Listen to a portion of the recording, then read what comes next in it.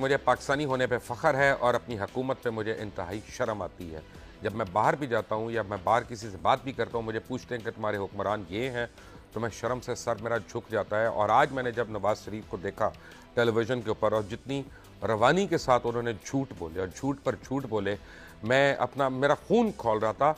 और मैं आइसलैंड को देख रहा था, और आइसलैंड में जहाँ पे उनके वज़ीर-ए-आज़म मुस्ताफ़ी हो गए हैं और पूरी दुनिया में एक आग लग गई है ये पैम्पर लीक्स की वजह से। अब तो पैम्पर लीक्स ही हो रहे हैं सबके। तो यहाँ पे इनके खिलाफ साजिश हो रही है, पता नहीं है किस किस्म की। अपना दुनिया में अभी तक वो 16वीं सदी के अंदर रह रहे हैं। एक बात मैं वज़ीर-ए-आज़म साहब को बताना चाहता हूँ कि जो उन्होंने कहा कि हम तो प्री पार्टीशन करोड़पति थे और क्या क्या पति थे, पता नहीं किसके पति थे। लेकिन यह है कि जनाब अली, अगर आप इतने ही करोड़पति थे तो सन 71 से लेके ऐसा करते तब से लेते आपने टैक्स कितना दिया है इस मुल्क में? आपने मियां नवाज शरीफ 1971-72 में आपकी डिक्लेयर्ड इनकम 18,000 थी, टैक्स आपने 750 रुपया दिया। और अगर अगले सालों का सुनना है तो 1976 और 77 में आपकी डिक्लेयर्ड इनकम 28,469 रुपए थी, जिस पर आपने 980 रुपए टैक्स दिया। जब आप करोड़ों रुपए आपने 50-50 करोड़ के नुकसान उठाए आपकी फैमिली ने, और फिर मेहनत से 18 महीने के अंदर 6 कारखाने दोबारा से लगा लिए। इधर तो अपना 6 बिजली के बिल नहीं हमसे दिए जाते। आप उसके बाद 1980 में आपकी डिक्लेयर्ड इनकम जो थी 29,722 रुपए थी, जिस पे आपने 1,004 रुपए टैक्स दिया। उसके बाद आपने 1980 में आपकी डिक्लेयर्ड इनकम 51,142 रुपए थी, जिस पर आपने 5,167 रुपए इनकम टैक्स दिया। मैं आगे आता रहूं, 1988-89 बिल्कुल हाल ही में आपकी डिक्लेयर्ड इनकम जो थी वो 6,25,928 रुपए थी, और जिस पर आपने 2,40,454 रुपए टैक्स अदा किया। माजरत के साथ आपके नीचे पीटीवी के जो एंकर्स थे वो आपसे ज़्यादा पैसे ले रहे थे और आपसे ज़्यादा टैक्स दे रहे थे। और लेकिन 29,000 कनाल के घर में आप रहते हैं, वो बेचारे किराए के फ्लैटों में रह रहे हैं। उसके बाद 1993 में 95 में आपकी डिक्लेयर्ड इनकम 1,55,809 रुपए थी, और उस पर आपने 14,698 रुपए टैक्स दिया। किस टाइम पे आपने वो करोड़ों जो है वो पाकिस्तान को दिया? इसका मतलब है कि अगर आपके पास करोड़ों थे, जो कि आपने गलत बयानी की है, लेकिन अगर मैं आपकी बात मान लूं तो तब भी आपने चोरी की, आपने टैक्स चोरी किया इस मुल्क का।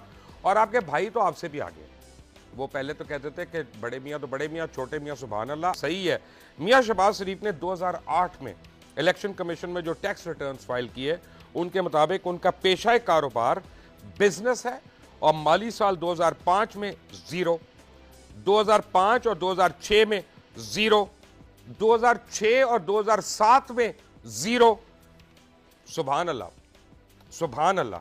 मैं इस पे और क्या कहूं। और आपको स्टील के कारोबार को सोने में बदलने का जो फन आता है, उसका मैं कमाल कहता हूं कि अभी हुसैन नवाज को सडनली 2 प्लांटेड इंटरव्यूज आके देने की जरूरत पड़ गई, जिसमें उन्होंने बताया कि कितने वो बिल गेट्स हैं या स्टीव जॉब्स हैं, कितने बड़े बड़े कारोबार कर रहे हैं, कि अरबों डॉलर उन्होंने कमा लिए चंद सालों में। ये 1993 में आई है। पैनामा कमीशन की जो रिपोर्ट है, पैनामा लीक्स की जो रिपोर्ट है, 1993 में ये कंपनियां एस्टेब्लिश हुई। उस वक्त हुसैन नवाज गालिबन 16.5 साल के थे। किसको हम बेवकूफ़ बना रहे हैं कि किसने कंपनियां खोली, किसने उन कंपनियों को ट्रांसफ़र किया? दिलचस्प आदाद और शुमार ये हैं कि जो सऊदी अरेबिया की स्टील मिल, जिसने ये सोने के अंडे दिए रोज़ाना, हर घंटे के बाद एक अंडा उसने उस सोने की मुर्गी ने दिया, उसकी वैल्यू क्या है दुनिया की तमाम स्टील मिल्स में? पहली 300 स्टील मिल्स में उसका नाम ही नहीं आता। पहली 300 स्टील मिल्स में उसका नाम नहीं आता। जो दुनिया की नंबर 1 स्टील मिल है, मैं आपको बताता हूं, वो कंपनी आर्सल मिटल है। उसकी सालाना पैदावार 9 करोड़ 81 लाख टन है सालाना। मुलाजमीन जो हैं उनकी तादाद 2,22,000 है। दुनिया की 10वीं बड़ी कंपनी जो है टाटा स्टील की सालाना पैदावार 2 करोड़ 60 लाख टन है। मुलाजमीन की तादाद 80,391 है। और आपकी जो कायम करदा स्टील मिल सऊदी अरेबिया में है, उसकी कुल सालाना पैदावार कंपनी प्रोफाइल के मुताबिक 5 लाख टन सालाना है, और कंपनी मुलाजमीन की तादाद 385 है। खुदा का खौफ करें, पहले आपने $1200 मिलियन अपने भाई को दिए, फिर अपनी 3-3 कंपनियों के लिए रखे। फर्ज करें आपने $600 मिलियन भी रखे, तो कम से कम दोनों भाइयों के पास $1800 मिलियन की उस वक्त रकम आ गई। उसके बाद आपने ना सिर्फ दोस्तों से लिया गया सारा कर्ज उधार वापस कर दिया, बल्कि बैंकों से लिया गया कर्ज बमैज सूद वापस कर दिया सिर्फ 3 साल के अंदर अंदर। हसन नवाज ने कंपनी कितना कर्ज लेकर खोली थी, जो इसने ना सिर्फ लुटा दिया बल्कि इसने अपने लिए $2000 मिलियन के करीब रकम भी बचा ली। और वाकई उनको किसी शख्स ने महज कर्ज हसना के तौर पे 1000 से 2000 मिलियन डॉलर जो है वो दे दिए थे। और उन्होंने किस शरह से वो नफा कमाया और किस इंटरेस्ट रेट के ऊपर उन्होंने वो मुनाफा कमाया जो उन्होंने इतना कमा लिया, दुनिया की तमाम स्टील मिल्स भी बंद हो जाती और सिर्फ इनकी कंपनी वहां पे पैदावार कर रही होती, क्योंकि 5 लाख टन सालाना लोहा कर रही थी, तो इतना स्टील नहीं पैदा कर सकती थी जितना इनका क्लेम है। ये लोग कब तक पाकिस्तानियों को बेवकूफ बनाते रहेंगे? बल्कि सवाल ये पैदा होता है कि पाकिस्तानी कब तक इनके हाथों बेवकूफ बनते रहेंगे। मेरे साथ नवीद चौधरी हैं, मेरे साथ इस्लामाबाद में ज्वाइन कर रहे हैं जनाब उमर चीमा, और मुझे कराची में ज्वाइन कर रहे हैं रजा हारून। आप सबका बहुत बहुत शुक्रिया। पीपल्स पार्टी के ऊपर तो बड़ी कारी ज़रबें लगाई हैं आज मियां साहब ने। आप लोगों को जरा आज मजा आया होगा मिसाक जमहूरियत का। देखिए, मुझे तो हंसी आ रही थी उनकी गुफ्तगू सुन के। इस बात पे हंसी आ रही थी कि वो ऐसे मासूमाना तरीके से गुफ्तगू कर रहे थे और साबित करने की कोशिश कर रहे थे कि वो 1936 से ही बहुत करोड़पति और अरबपति थे और उनके साथ, और फिर पीपल्स पार्टी ने उनकी इतफाक फाउंड्री पे कब्ज़ा कर लिया, लफ्ज़ बोला उन्होंने, कब्ज़ा कर लिया। जबकि हकीकत बिल्कुल उसके बरक्स है।